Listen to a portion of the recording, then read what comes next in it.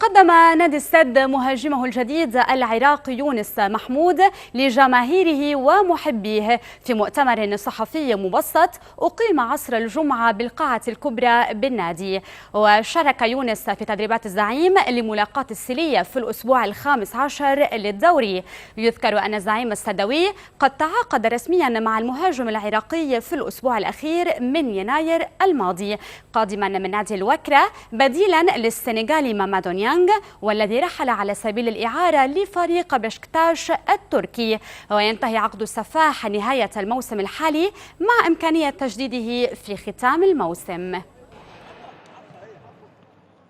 قيمة العقد لا، ما القيمة نفس المبلغ، لكن أعتقد النادي الوكرة هو اللي استفاد من الصفقة هاي.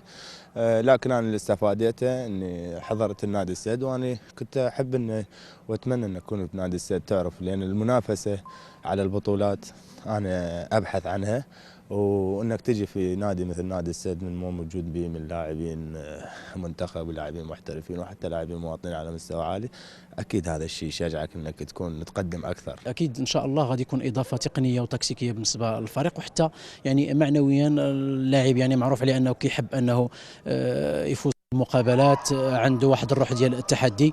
انا اتوقع انه ان شاء الله غادي يفرق وغادي يساعد، وحتى اللاعبين ديالنا فيهم الخير والبركه انهم غادي يساعدوه باش يزيد يتالق اكثر من التالق اللي كان كيتالق في الانديه الثانيه. يونس ما يحتاج شهاده مني، اعتقد يونس طبعا سنين في الدوري القطري، وانتقل من نادي الى نادي، ودائما ما تشوفه حاضر، وطبعا اضافه لاي فريق، ونتمنى له التوفيق ان شاء الله معانا مع الاسره السداويه.